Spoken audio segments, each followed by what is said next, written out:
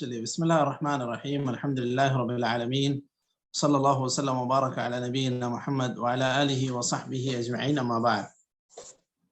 ہم لوگ منار السبیل فی شرح الدلیل اس کتاب میں کتاب الصلاح پڑھ رہے ہیں، اور کتاب الصلاح میں بھی باب فی فصل التطوع ہم لوگ پڑھ رہے تھے، اور اس میں ہم لوگوں نے باب صلاۃ التطوع پڑھ رہے تھے، اور ہم لوگ اس میں اس باب میں جو فصل بنائی گئی ہے صلاۃ اللیل افضل اس کو مکمل کر چکے ہیں. اب ایک دوسری فصل جو ہے اس کو پڑھنے جا رہے ہیں، وہ یسن سجود التلاوہ. یہاں سے ہم لوگوں کو پڑھنا ہے، یہ حلقہ نمبر 96 ہے، 96. جی شیخ شروع کریں. ویسن سجود التلاوتی. بسم اللہ الرحمن الرحیم.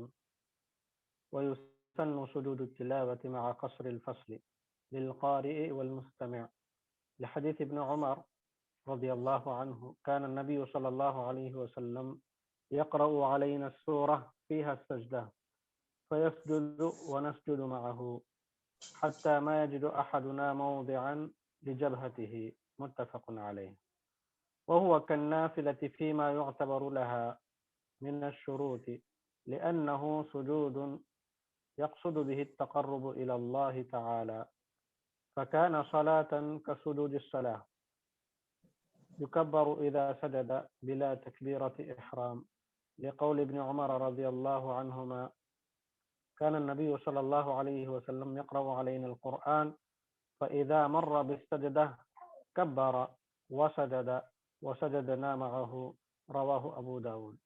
وإذا رفع كبر. قال في الفروع في الأصح وفاقا يعني لأئمة الثلاثة، وفي الكافي يكبر للرفع منه لأنه رفع من سجود أشبه سجود الصلاة وسجود السهو،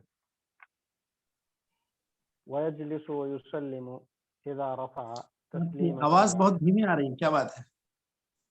مجھے ہی دھیمی آ رہی ہے یا آپ لوگوں کو دھیمی؟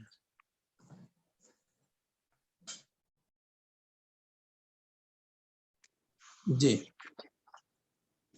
پھر شروع سے پڑھیں شیخ. نہیں مسئلہ نہیں ہے، اب آواز صاف ہے. جی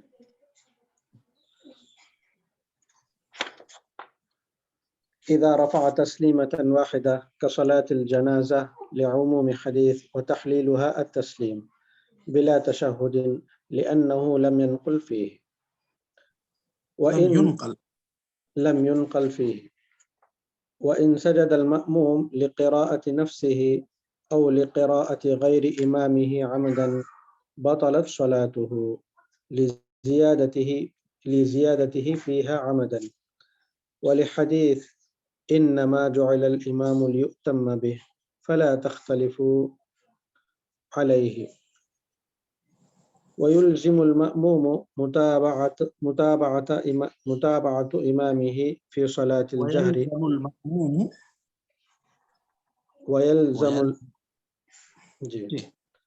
ويلزم المأموم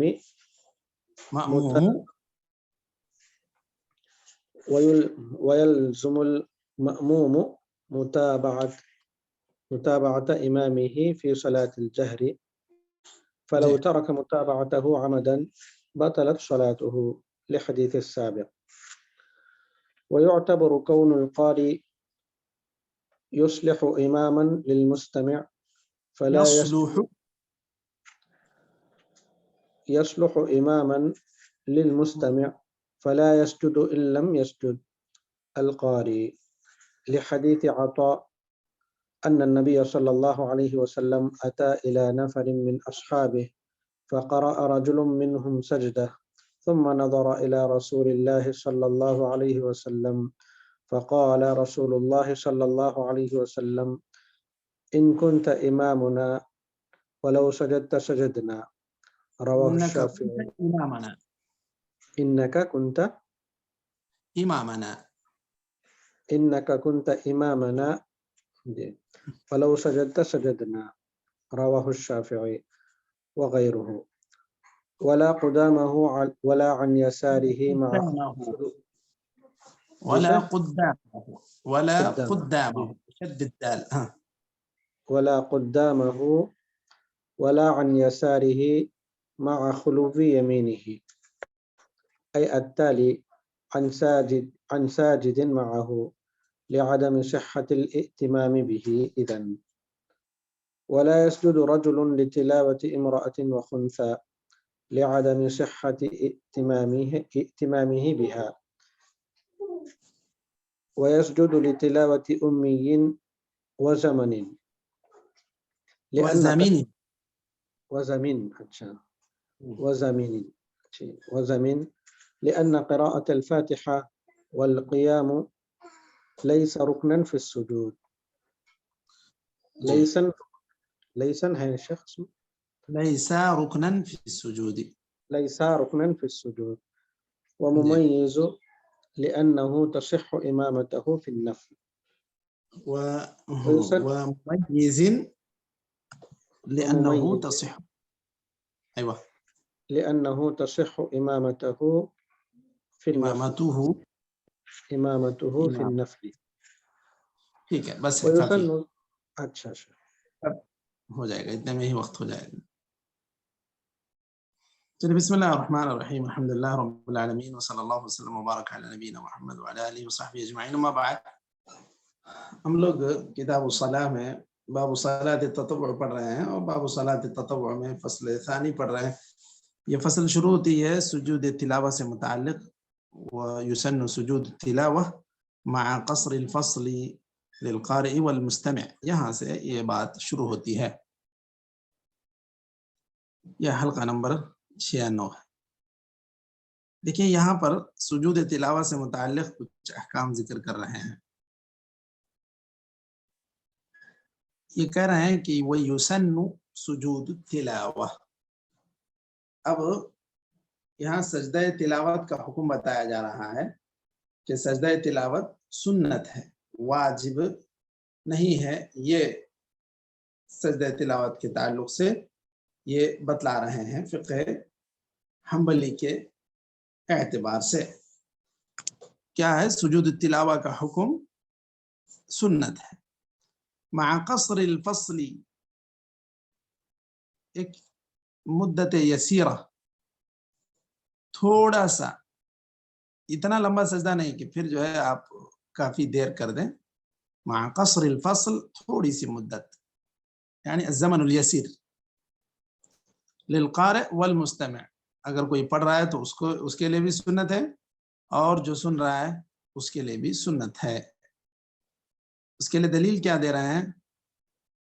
حدیث ابن عمر رضی اللہ عنہ، نبی کریم صلی اللہ علیہ وسلم سورت پڑھا کرتے تھے ہم پر. مطلب ایک کہ ہم لوگ بیٹھے ہیں تو آپ صلی اللہ علیہ وسلم سنا رہے ہیں، پڑھ رہے ہیں، اور اس کے اندر سجدہ ہوتا تو آپ سجدہ کرتے اور ہم لوگ بھی سجدہ کرتے. حتی ما یجد احدنا موضعا لجبہتہ، یہاں تک کہ اتنے لوگ سجدہ کرتے کہ پھر سجدے میں سر رکھنے کے لیے، پیشانی کے لیے جگہ نہیں ملتی. اتنی پوری کی پوری مجلس جو ہے سجدہ کر دیتی.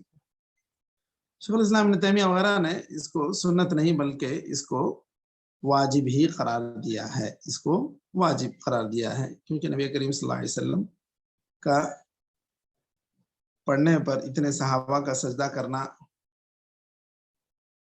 اور آیات سجدہ میں جہاں بھی سجدے کا حکم ہے تو اس اعتبار سے انہوں نے اس کو واجب بھی کہا ہے، اور بھی دیگر مسالک میں بھی کچھ لوگوں نے اس کو واجب کہا ہے. بہرکیف یہ فقہ حنبلی کے اعتبار سے انہوں نے سنت بتایا، دیگر لوگ وجوب کے بھی قائل ہیں. اچھا، یہاں پر ایک چیز، اگر ایک آدمی ایسے ہی سمجھیے مسجد میں کسی اور کام میں مصروف ہے، اب ایک آدمی، ایک حافظ سنا رہا ہے، ایک حافظ سن رہا ہے. اب ایک آدمی جو ہے کچھ مسجد کی صفائی میں لگا ہوا، وہ بھی ایک آیت سن لیا کہ وہ قرآن پڑھ رہا تھا، وہ سن رہا تھا، یہ اپنے کام میں رہتے ہوئے سن لیا، تو اس میں کتنے لوگ سجدہ کریں گے مشائخ؟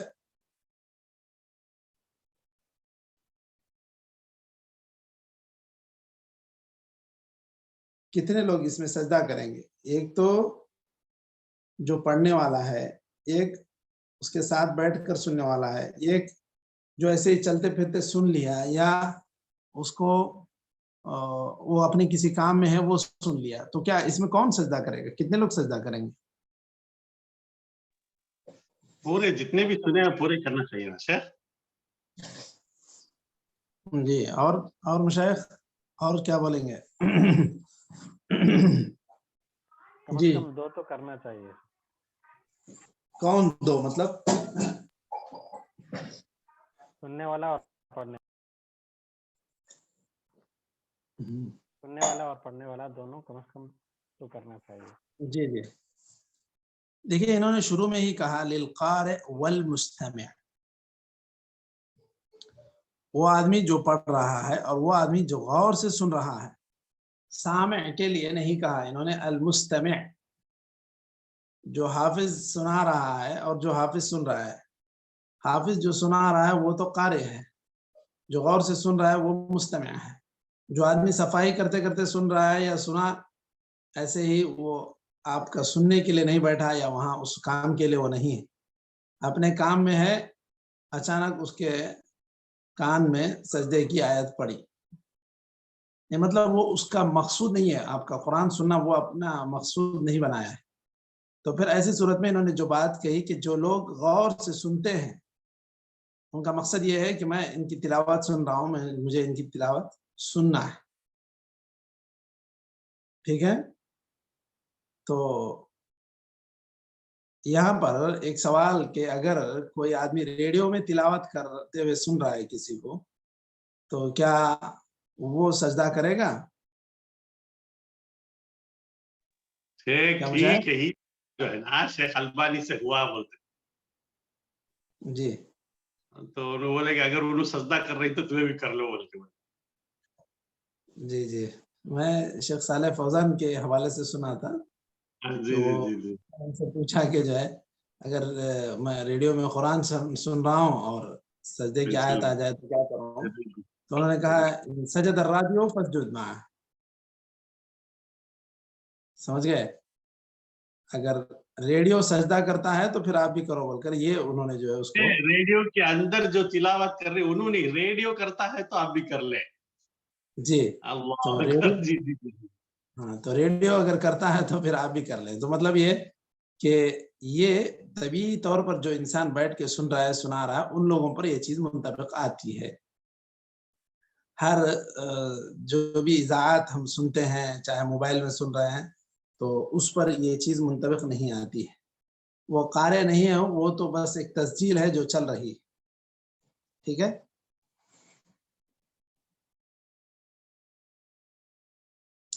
اس کے بعد یہاں ایک لفظ اور ایک ان کا جو دلیل الطالب اس کی جو عبارت ہے وَهُوَ كَالنَّافِلَةِ فِيمَا يُعْتَبَرُ لَهَا، وہ کہہ رہے ہیں کہ سجدہ تلاوت نفل نماز کی طرح ہے. فِيمَا يُعْتَبَرُ لَهَا، اس کے لیے جو بھی شرائط ہے معتبر نفل نماز کے لیے، اسی طرح اس کے لیے بھی وہ شرائط ہوں گے. یہ بات وہ کہہ رہے ہیں. مثلا کیا شرائط؟ قبلہ رخ ہونا، ستر عورہ، اور اسی طرح باوضو ہونا. یہ ساری چیزیں وہ شرائط کے طور پہ ذکر کر رہے ہیں. یعنی یہ جو مؤلف رحمہ اللہ ذکر کر رہے ہیں کہ جو بھی شروط الصلاح جو ہیں نافلہ کے لیے، وہ شروط منطبق آئیں گے سجدہ تلاوت میں. لأنه، اس کی وجہ کیا بتلا رہے ہیں؟ لأنه سجود يقصد به التقرب إلى الله فكان صلاة كسجود الصلاة. تو وہ کہہ رہے ہیں کہ اس کی وجہ یہ ہے کہ یہ سجدہ بھی جو ہے اللہ تعالیٰ کی تقرب کے لیے کیا جا رہا ہے، تو یہ بھی نفل نماز کی طرح ہو جائے گا جو اللہ کے تقرب کے لیے پڑھی جاتی ہے. یعنی تو کہ کیا باوضو ہونا چاہیے. ہاں، ان کا یہ کہنا ہے، صاحب کتاب کا یہ کہنا ہے کہ باوضو ہونا، پھر قبلہ رخ ہونا، ستر عورہ ہونا، یہ ساری چیزیں جو نفل نماز کے لیے شرط ہیں، وہ چیزیں اس کے لیے بھی شرط ہیں. یہ کن کا کہنا ہے؟ صاحب کتاب کا، جبکہ اس کے اندر بھی صحیح بات یہ ہے کہ یہ سب چیزیں اس کے لیے شرط نہیں، اور سجدہ تلاوت کوئی نفل نماز کی طرح نہیں. انہوں نے جو اس کو اس کی طرح بتلایا یا نفل نماز کی طرح سجدہ تلاوت کو بتلایا ہے، یہ صرف قیاس کی بنیاد پر، ورنہ حدیث میں ایسے کہیں نہیں کہا گیا کہ سجدہ تلاوت نفل نماز کی طرح ہے. تو مطلب یہ ہے کہ اگر ایک آدمی بغیر وضو کے تھا اور وہ تلاوت کر رہا تھا، سجدے تلاوت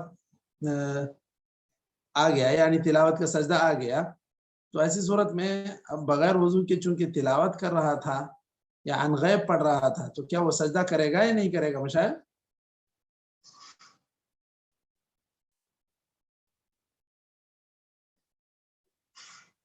صاحب کتاب کے جیسا کچھ آپ بتا رہے ہیں تو اس کے حساب سے جو ہے نا وہ کر لے سکتا ہے.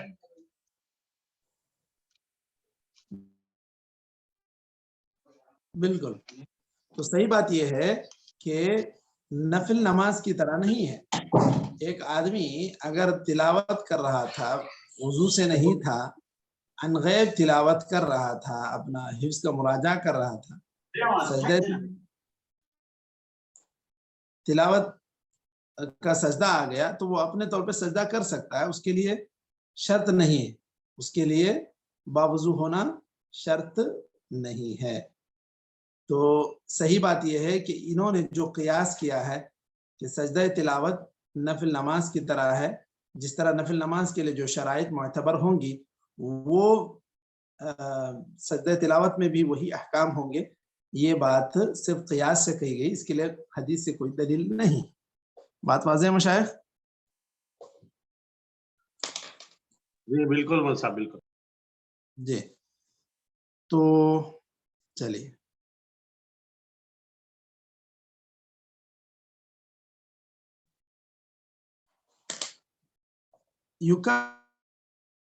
شروع کر رہے ہیں. یکبر اذا سجد بلا تکبیرۃ احرام. ایک تو آدمی جب نماز شروع کرتا ہے تو سب سے پہلے اس کو تکبیر تحریمہ کہنا ہے، پھر اس کے بعد اگر سجدہ کرتا ہے تو پھر تکبیرۃ الانتقال ہے. تو یہاں پر کیا حکم ہوگا؟ تو یہاں پر کہہ رہے ہیں یکبر اذا سجد بلا تکبیرۃ احرام، جو سجدے میں جانے کے لیے جو تکبیر کی ضرورت پڑتی ہے وہ سجدہ کرے، وہ تکبیر کہے گا بس. یکبر، اللہ اکبر کہہ کے جو ہے جائے گا سجدے میں. اس کے لیے دلیل ہے کہ نبی کریم صلی اللہ علیہ وسلم قرآن پڑھا کرتے تھے، جب بھی سجدہ کرتے تو آپ تکبیر کہتے، یعنی اللہ اکبر کہہ کے سجدے میں چلے جاتے. تو مطلب یہ کہ تکبیرۃ الاحرام نہیں تھی. اگر تکبیرۃ الاحرام ہوتی تو پھر 2 تکبیریں منقول ہوتی. سمجھ رہے ہیں مشائخ؟ شیخ رمضان میں سجدہ تلاوہ کے متعلق شیخ احمد الفوداعی سے سوال کیا گیا تو انہوں بعض علماء کا قول ہے تکبیرۃ الاحرام بھی جو ہے نا کریں گے اور آخر میں سلام بھی پھریں گے بولے صاحب. جی یہاں آ رہی ہے وہ بحث بھی. جیسا کہ میں نے ذکر کیا کہ اب یہ لوگ جو اس کو نفل نماز کی طرح مانتے ہیں، وہ لوگ کہتے ہیں کہ یہ سب ہونا چاہیے، نفل نماز کی طرح آپ کو اس کے لیے سلام پھیرنا چاہیے، بیٹھنا چاہیے، یہ سارے احکام وہ ذکر کر رہے ہیں. لیکن صحیح بات یہ ہے کہ یہ نماز کی طرح نہیں ہے، صرف قیاس کی بنیاد پر یہ بات کہی گئی کہ وہ نماز کی طرح ہے. سمجھ رہے ہیں؟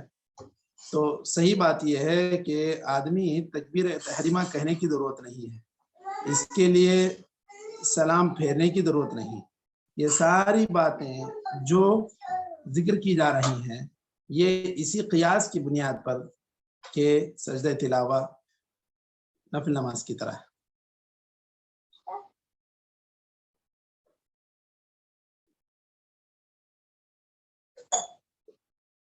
سمجھ گئے مشائخ؟ جی جی جی سمجھ آ گئی، صحیح سمجھ آ گئی. تو ہم نہ کیا سمجھنا ہے، نفل کی طرح قیاس کرنا چاہیے کہ نہیں کرنا چاہیے؟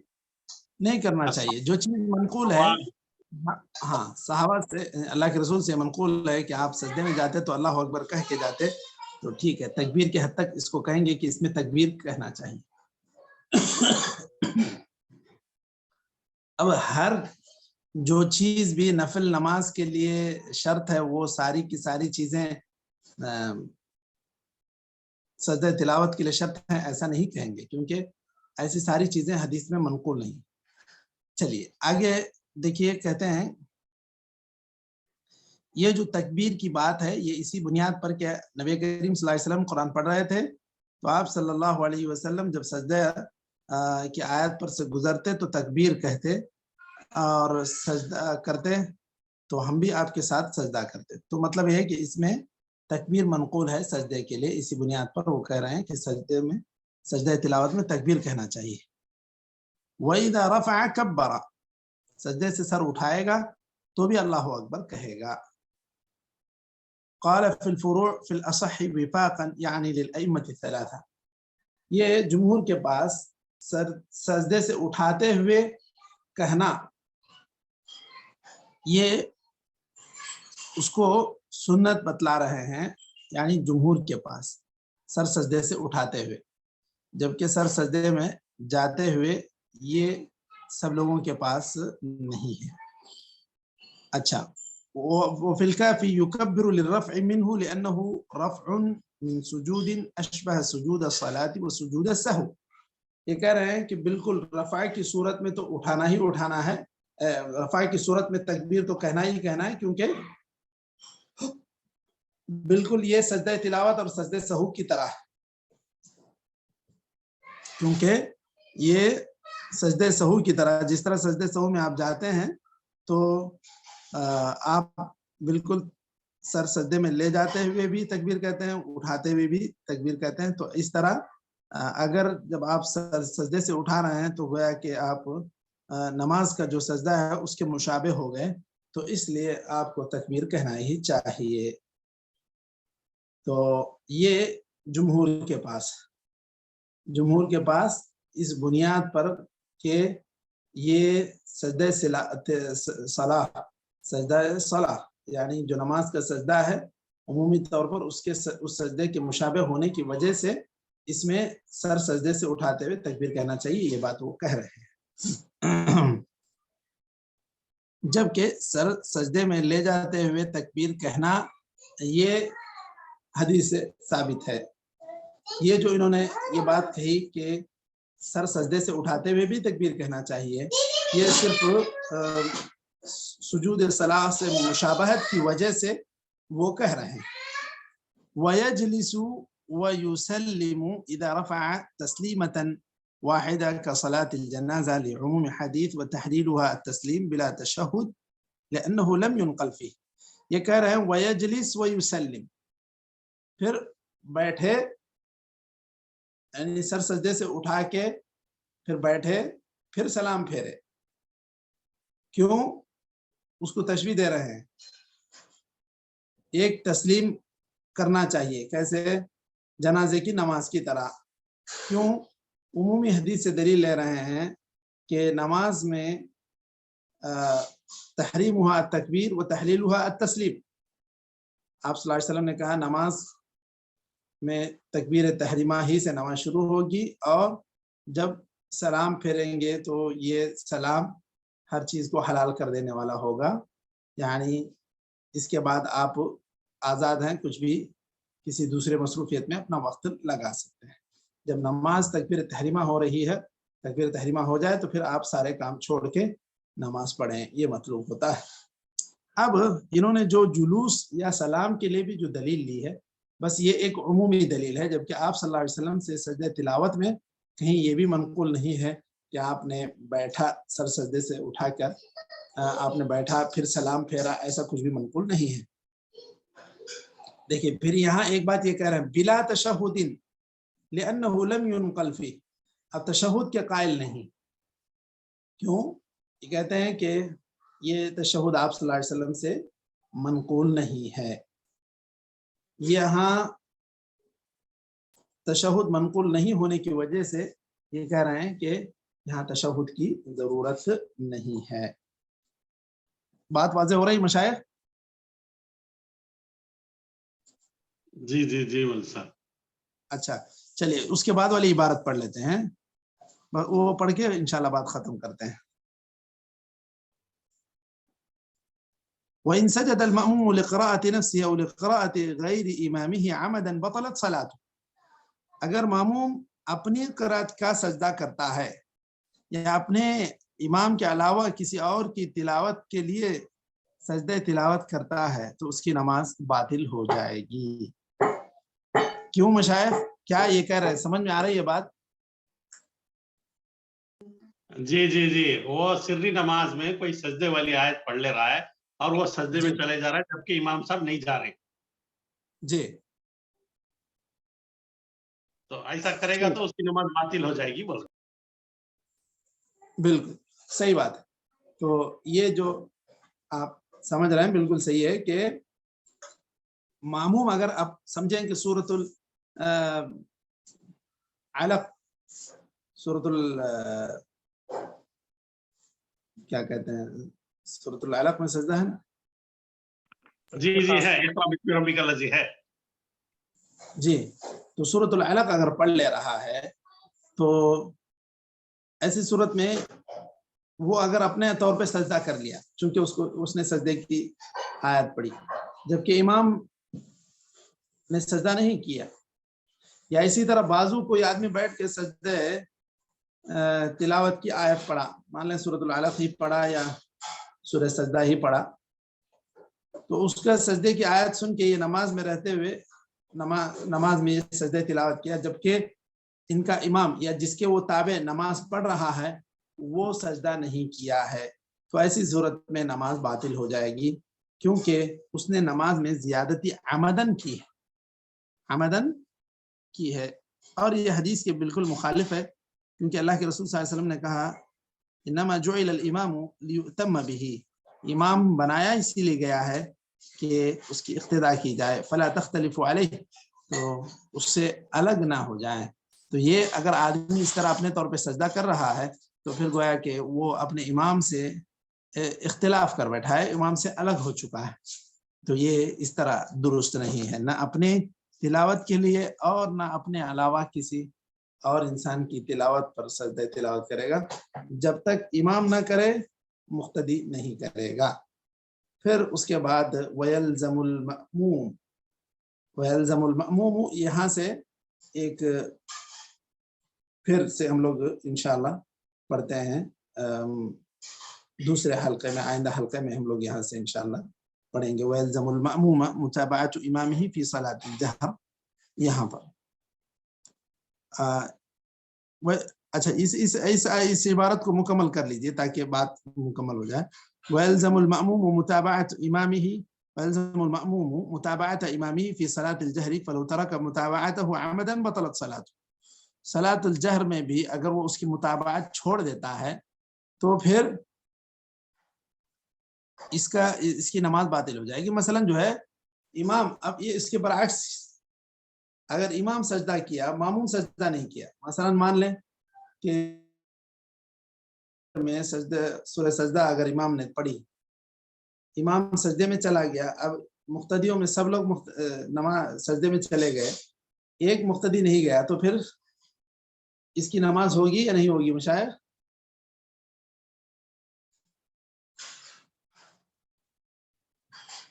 نہیں ہوگی, لیؤتم به کا مخالف ہے نا یہ.